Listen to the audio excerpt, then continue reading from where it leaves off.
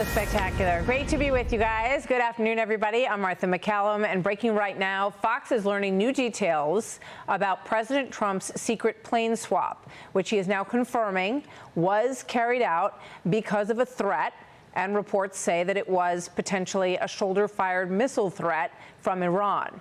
On July the 8th, in front of the cameras, President Trump boarded Air Force One in Turkey. Out of view, though, he made his way into the catering truck that you see on the backside of the plane, or the other side of the plane, I should say.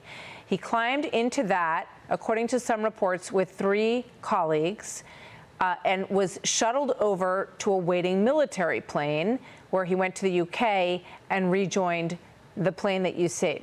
So we're getting some new information about this decoy flight, who was on it, a little more on what I just mentioned, and how it was being protected while in the skies. Senior White House correspondent Peter Doocy reporting live from the North Lawn. Hi, Peter.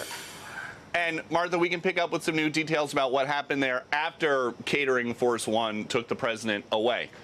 Marco Rubio and Scott Bessent, the 4th and 5th in line for the presidency, if something happened to the president, they remained on the Legacy Air Force One, while President Trump went off to this unmarked plane where he would be joined by Pete Hegseth. Something else that is new that we have just learned from a senior administration official.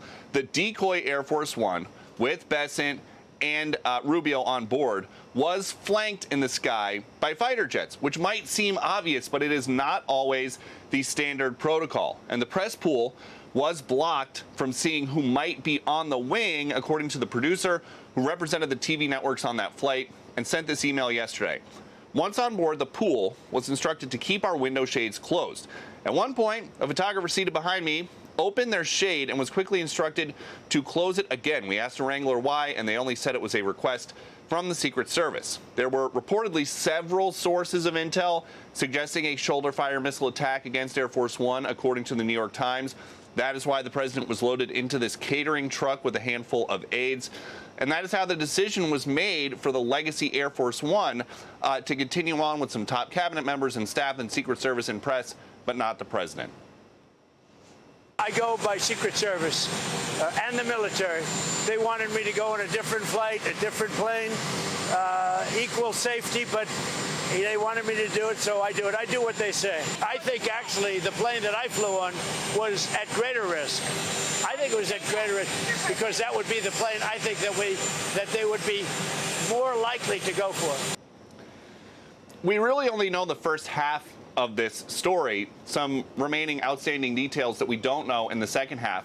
How did President Trump and Pete Hegseth and other members of the close circle who were on this unmarked plane monitor the Legacy Air Force One to see if it was still in the sky or if it had been blown up? Also, is this specific threat of a shoulder-fire missile against Air Force One ongoing, or and is it something that affects Air Force One here in the United States?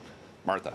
Yeah, Peter, the other thing that we don't know is whether or not they identified a specific threat, whether they know that there was someone on the ground who was attempting to carry this out. Am I right?